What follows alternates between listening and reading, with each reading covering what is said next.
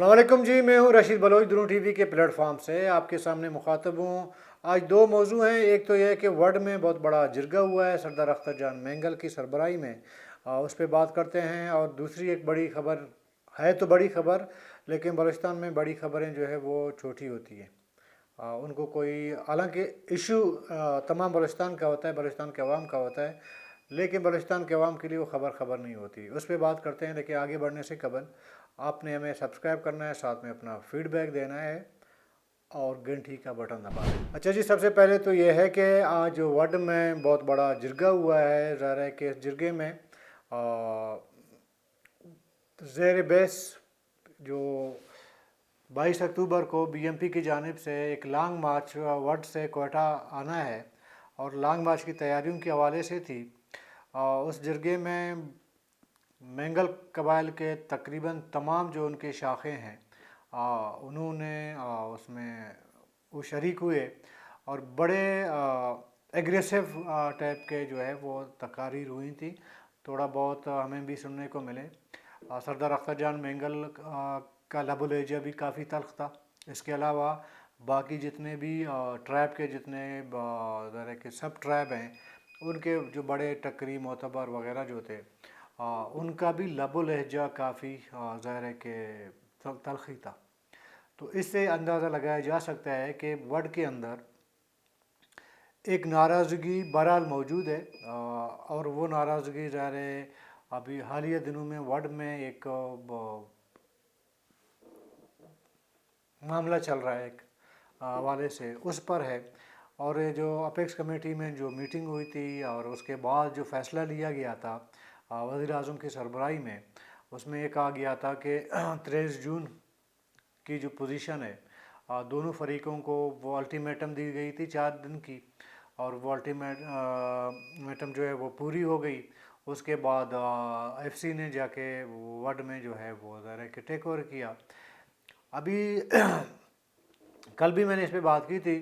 मैंने यही कहा था कि जी वर्ड का जो मामला है वो बेसिकली समझ नहीं आ रही क्या बुनियादी तौर पर इशू हुआ क्या है।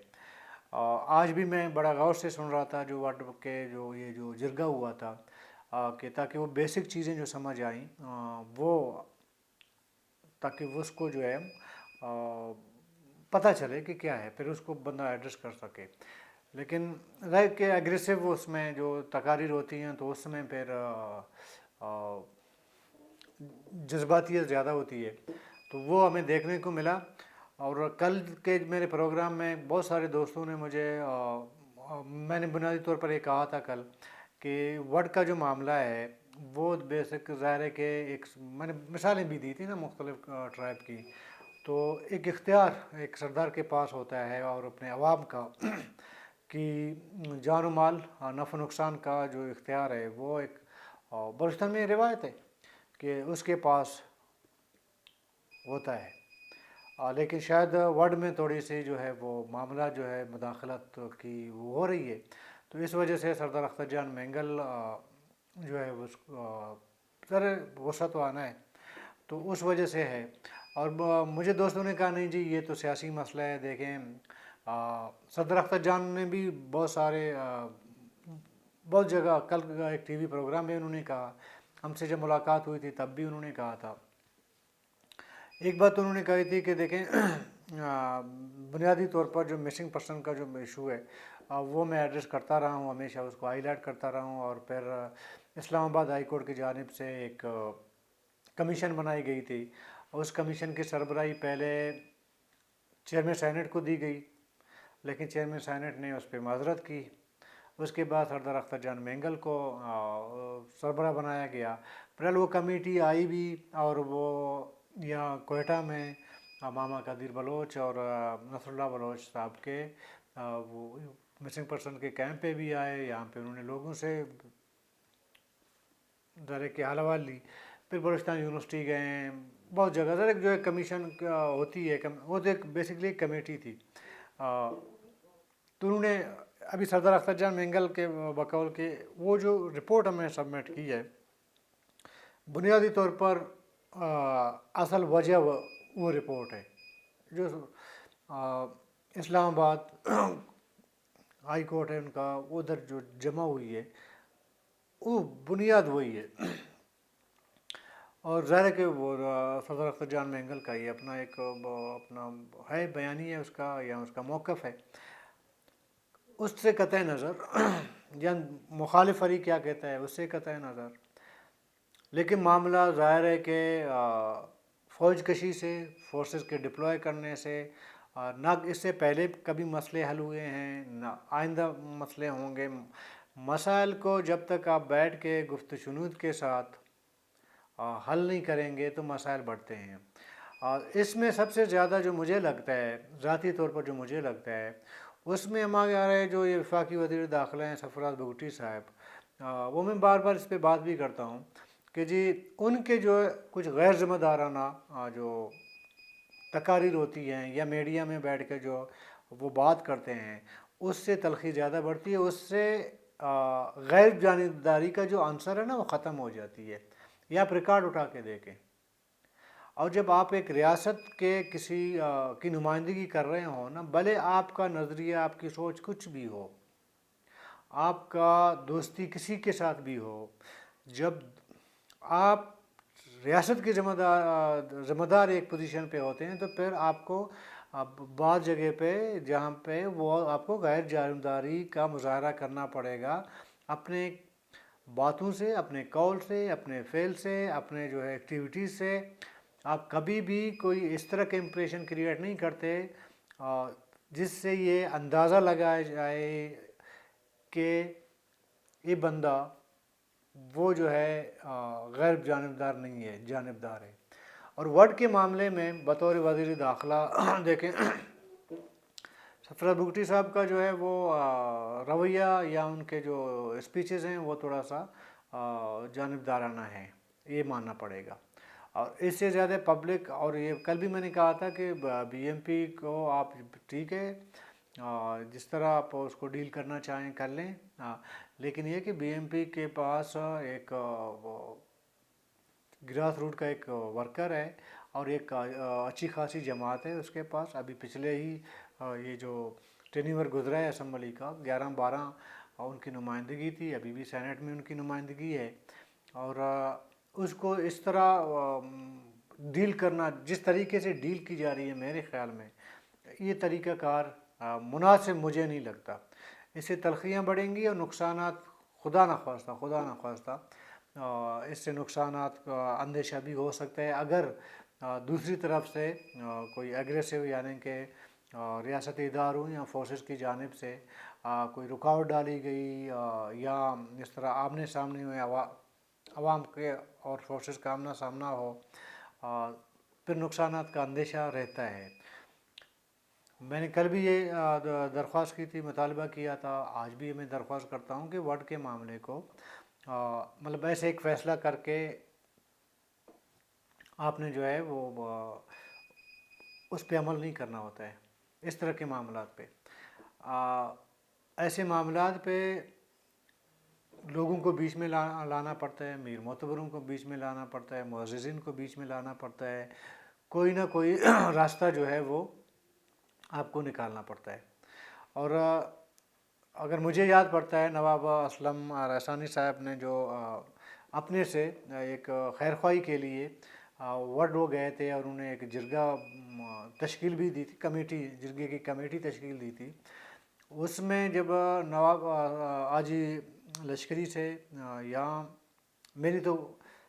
अपनी बात नहीं हुई है, दोस्तों से मैंने सुना है कि नवाब साहब ने कहा है कि जी सरदार अख्तर जान मैंगल का वो जो लहजा काफ़ी नरम था और वो लचक उनके अंदर लचक भी थी और वो इख्तियार देने को भी तैयार थे, या किसी हद तक शायद इख्तियार दिया भी था या इख्तियार देने को तैयार थे। तो ऐसी सूरत में तो फिर मामले को कबाली हवाले से निपटाया जा सकता था और अच्छे तरीके से उसको सुलझाया जा सकता था। लेकिन आज के ये जो वर्ड में जो जिरगा हुआ है, मुझे गुज़िश्ता 2010 से पहले के जो एहतजाज मुज़ाहरे या जो एक बयानात आते रहे हैं ना, مجھے وہ یاد تھوڑی میری دوبارہ تازہ ہو گئی، وہ جو 2010 سے پہلے یا نواب اکبر خان کے دور کا یا اس کے پہلے کا یا اس کے بعد کا، تو یہ تھوڑا سا مجھے مطلب ڈر سا لگ رہا ہے مجھے بہرحال۔ ابھی اللہ کرے کہ معاملہ جو ہے بخوبی اس کو نمٹایا جائے اور اس مسئلے کو پرامن طریقے سے سلجھایا جائے، لیکن مجھے نہیں لگتا کہ یہ معاملہ تھوڑا مطلب اس کو آسانی سے اس کو وہ ابھی آسان ہوا ہے اس مسئلے کو حل کرنے میں، مجھے ایسا نہیں لگتا۔ لیکن ابھی بی ایم پی نے تو فیصلہ کر لیا ہے کہ 12 اکتوبر سے ہم لانگ مارچ کا ہم آئیں گے، لانگ مارچ کر لیں گے وٹ سے کوئٹہ تک، اور دوسری طرف سے دفعہ 144 مختلف اضلاع میں لگائی گئی ہے، اور آج بھی ایک جلسہ ہوا ہے، آج جو میں آپ سے بات کر رہا ہوں آج 20 اکتوبر ہے، تو آج بھی پشتونخوا ملی عوامی پارٹی کا کوئٹہ میں جلسہ ہوا ہے فلسطین کے عوام کے حق میں، اور اس کے علاوہ سول سوسائٹی کا بھی ایک مظاہرہ ہوا ہے کوئٹہ پریس کلب کے سامنے۔ تو یہ سمجھ نہیں آ رہی ہے اس 144 کو، مجھے نہیں سمجھ آتی ہے ضلع انتظامیہ کا، اور اس سے پہلے بی ایم پی پہ تو ایف آئی آر آپ نے کٹوا دی ہے۔ یہ تھوڑا سا ایسا لگ رہا ہے کہ معاملے کو شاید غیر سنجیدگی اگر کی گئی تو معاملے جو ہے وہ بگڑ سکتا ہے، اور سردار اختر جان مینگل نے ایک دو بار نہیں بلکہ کئی بار کہا ہے، ہماری جب ملاقات ہوئی تھی تب بھی انہوں نے کہا تھا کہ یار مجھے جو ہے مارنے یا جلا وطن کرنے کی ایک کوشش کی جا رہی ہے۔ ابھی پھر اقدامات ایسے آتے ہیں جیسے کہ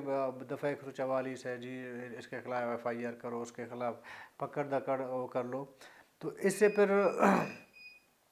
معاملات کو پھر ایسے لگ رہا ہوتا ہے کہ جی الجھانے کی کوشش ہو رہی ہے۔ اب بھی میرے خیال میں وقت ہے کہ اس معاملے کو دوبارہ قبائلی حوالے سے نواب اسلم خان رحسانی سے رابطہ کیا جا سکتا ہے، اور ان کو یہ یقین دہانی حکومت کی جانب سے، ریاست کی جانب سے کرائی جا سکتی ہے کہ آپ اس وقت ویسے بھی بزرگ اگر کوئی نواب سردار رہ گئے ہیں تو وہ نواب اسلم رحسانی ہیں، اور شاید دونوں فریق اس کی بات بھی مان لیں، کسی حد تک مان لیں، اور یہ معاملہ بلوچی روایت یا قبائلی روایت کے تحت یہ مسئلہ حل ہو سکتا ہے۔ اگلا جو میں نے کہا تھا نا کہ جی یہ ایک بہت بڑی خبر ہے، خبر تو یہ ہے کہ جب آپ کا مردم شماری ہوئی تھی اس کے بعد کوئی 70 لاکھ کے قریب آس پاس، یعنی 67 یا 68 لاکھ کے قریب آپ کے نون لیگ کے لیڈرشپ نے، اس میں حسن اقبال اور آپ کا اسحاق ڈار صاحب، انہوں نے جو ہے وہ بیٹھ کے اس کو بلوچستان کی آبادی کو کم کر دیا تھا، اور اس کے بعد بلوچستان کے تمام سیاسی اسٹیک ہولڈر، خواہ وہ مذہبی جماعت سے تعلق ہے ان کا یا وفاق پرست جماعتوں سے ان کا وفاق پرستی کی سیاست کرتے ہیں یا قوم پرستی کی سیاست کرتے ہیں، سب نے یک زباں ہو کر اس کی مذمت کی، اور اس معاملے کو کامران مرتضیٰ ہمارے سینئر ایک وکیل ہیں، ان کے بیٹے حسن کامران نے بلوچستان ہائی کورٹ میں چیلنج کیا تھا، لیکن بعد میں یہ ہوا کہ بلوچستان ہائی کورٹ نے میرے خیال میں کسی وہ سنوائی کے بغیر وہ کیس خارج کر دی۔ موقف شاید یہ اختیار کیا گیا ہائی کورٹ کی جانب سے، جی یہ میٹر مرکز کا ہے اور پورے پاکستان کا ہے، تو اس میں بلوچستان کا وہ نہیں سن سکتے اس کو۔ ادھر میں تھوڑا سا اگر کچھ کہنے کی جسارت کروں، اس میں یہ ہے کہ جو کٹوتی ہوئی ہے نا مردم شماری میں، بلوچستان کی ہوئی ہے، باقی صوبوں کی نہیں ہوئی ہے۔ بہرحال ظاہر ہے کہ وہ قانونی پیچیدگی ہمیں نہیں پتہ، کہاں کوئی بات سلپ ہو جائے اور معاملہ جو ہے خراب ہو جائے، تو اس لیے اس پہ زیادہ میں بات نہیں کروں گا۔ لیکن اچھی بات یہ ہے کہ حسن کامران صاحب نے سپریم کورٹ میں پٹیشن دائر کر دیا،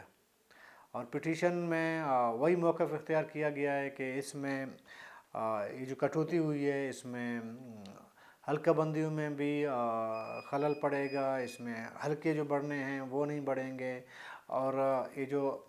باقی جو ظاہر کے مالی معاملات ہیں نا مرکز سے آپ کے این ایف سی کے وغیرہ کے جو آپ کو پیسے ملنے ہیں، تو اس میں ظاہر وہ بھی اس میں بھی کٹوتی ہوتی ہے، تو اوور آل بلوچستان کے عوام کا اس میں نقصان ہے۔ تو یہ موقف اختیار کیا گیا ہے اور سپریم کورٹ نے اس پٹیشن کو ایکسیپٹ کر لیا ہے، تو شاید اگلے مہینے میں یعنی کہ نومبر میں باقاعدہ اس کی سنوائی شروع ہوگی، اور فریق بنایا گیا ہے چیف سیکرٹری اور الیکشن کمیشن اور باقی جو متعلقہ ادارے ہیں ان کو فریق بنایا گیا ہے۔ ادھر ایک بات کہنے کو تھوڑا سا دل کرتا ہے، اس پہ بات کریں۔ دیکھیں، جیسے ہی بلوچستان میں مردم شماری پہ یہ کٹوتیاں لگ گئی نا، 67 لوگوں پہ لگی ہے کٹوتی، اور تمام بلوچستان اس سے متاثر ہے، ہر پارٹی اس سے متاثر ہو سکتا ہے، تمام پارٹیوں نے اس کی مذمت بھی کی، لیکن کسی ایک جماعت نے بھی بیانات سے بڑھ کے کوئی کام نہیں کیا۔ نہ کسی نے عدالت کا دروازہ کٹایا، نہ کوئی ٹیکنیکل انہوں نے کوئی میٹر اٹھایا اس حوالے سے، نہ کوئی جلسے جلوس ہوئے، نہ کوئی احتجاج ریکارڈ ہوا، کچھ بھی نہیں ہوا۔ وہی پرانی جو نیوز پیپرز میں ایک مذمتی بیان دے دی، بس ختم ہو گیا۔ مذمتی بیان آج تک ہماری سیاسی جماعتیں نا اپنی مذمتی بیان اخبارات سے بھی آگے نہیں لے کے جا سکے آج تک۔ آج کے ڈیجیٹل دور میں ابھی بھی آپ دیکھیں گے کہ آپ کے جتنے بھی سیاسی جماعتیں ہیں، میں ایک کی بات نہیں کرتا ہوں، وہ ابھی تک پریس ریلیز پہ ہی مذمت جاری کرتے۔ ابھی تک زیادہ سے زیادہ یہ ہوا کہ جی وہ اسٹیٹمنٹ جو نیوز پیپر کے لیے بنائی گئی ہے اس کو کٹ پیسٹ کر لیا، 2-4 جو ہے سوشل میڈیا کے واٹس ایپ وغیرہ جیسے گروپوں میں آپ نے وائرل کر لیا، اس سے علاوہ مطلب کوئی مؤثر آواز نہیں ہے سیاسی ہم بلوچستان کی سیاسی جماعتوں کا۔ حالانکہ آج کے دور میں انفارمیشن کو وائرل کرنا اور اپنی آواز کو زیادہ سے زیادہ پہنچانا کوئی مشکل کام نہیں رہا۔ میں دیکھتا رہتا ہوں بہت سارے ہمارے جو سیاسی جماعتوں نے جو اپنے پیجز بنائے ہیں، چینل بنائے ہیں، اگر ان کے اپنے ہی ورکر اگر اس پہ جو ہے جو فالو کرتے ہیں یا سبسکرائب کرتے ہیں، ہر پارٹی کا اپنا ہی ورکر اگر اس پہ جا کے بٹن میں کلک کر لے، وہ لاکھوں تک جا کے پہنچے گا۔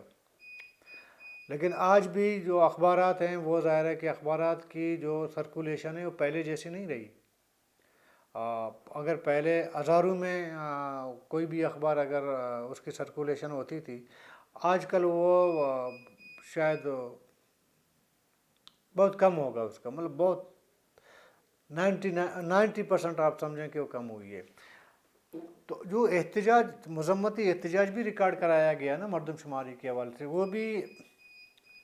2-4 اخباروں میں مذمت چھپا کے بھی خوش ہو گئے ہیں۔ اصل سے جو بلوچستان کے لوگوں کے جو ایشو بڑھ جاتے ہیں نا، مسائل بڑھ جاتے ہیں، پریشانیاں بڑھ جاتی ہیں، وہ ہماری سیاسی جماعتوں کے مصلحت کا کہہ سکتے ہیں نا، مصلحت کی وجہ سے ہو سکتا ہے۔ اس کے علاوہ کیا مجبوری ہو سکتی ہے کہ جی آپ کا پورے صوبے کا آپ نے آدھے سے زیادہ آبادی کم، مطلب 68 لاکھ آبادی کم ہے کوئی۔ اس مردم شماری سے پہلے بلوچستان کی آبادی کیا ہوتی تھی؟ 1,20,00,000 1,25,00,000، اس سے زیادہ نہیں ہوتی تھی۔ 68 لاکھ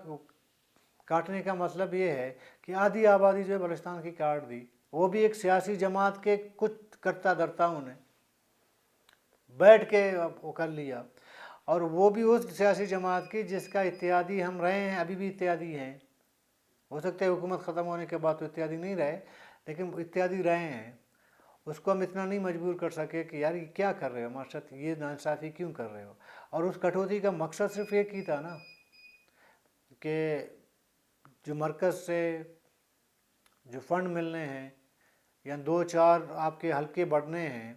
اس پہ رکاوٹ ڈالنا۔ حالانکہ اتنے بڑے لشکر میں قومی اسمبلی کے، اس میں اگر 2-4 بلوچستان کے بڑھ بھی جائیں تو کیا فرق پڑنا ہے۔ لیکن اس کے لیے بھی بلوچستان کے سیاسی جماعتوں نے، آپ کے سول سوسائٹی نے، کسی نے آواز نہیں اٹھائی۔ میں تو اپریشیٹ کرتا ہوں حسن کامران کو، یقین کریں مجھے نہیں پتہ وہ خود کسی پارٹی میں ہیں یا نہیں ہے. ایون کہ ہمارے بلوچستان بار کونسل نے نہ بلوچستان بار ایسوسیشن نے, ہمارے وکلا برادری نے بھی کچھ نہیں کیا, انہوں نے بھی کوئی آواز نہیں اٹھائی. حالانکہ ہمارے سول سوسائٹی کا حصہ ہے نا, وہ ایک توانا آواز ہے, مضبوط آواز ہے نا وکلا برادری کا. انہوں نے بھی آواز نہیں اٹھائی. ایک بندے نے اپنے وہ نہیں کسی تنظیم یا کسی آرگنائزیشن کے پلیٹ فارم سے نہیں, اپنے ذاتی میرے خیال میں اس کو اپریشیٹ کرنا چاہیے. کامران مرتضیٰ صاحب کے بیٹے ہیں احسان مرتضیٰ صاحب, انہوں نے پٹیشن دی ہے, اور یہ ظاہر ہے کہ ابھی یہ سنوائی آگے ہونی ہے. اور اللہ کرے کوئی اچھا, ہمیں تو زیادہ یقین نہیں ہوتا, ہماری دعائیں بھی قبول نہیں ہوتی, کوئی اچھا فیصلہ آ جائے, ہو سکتا ہے بلوچستان کے عوام کے لیے کوئی تھوڑا بہت سود مند ہو. تو کل تک کے لیے اجازت دیں, اللہ حافظ.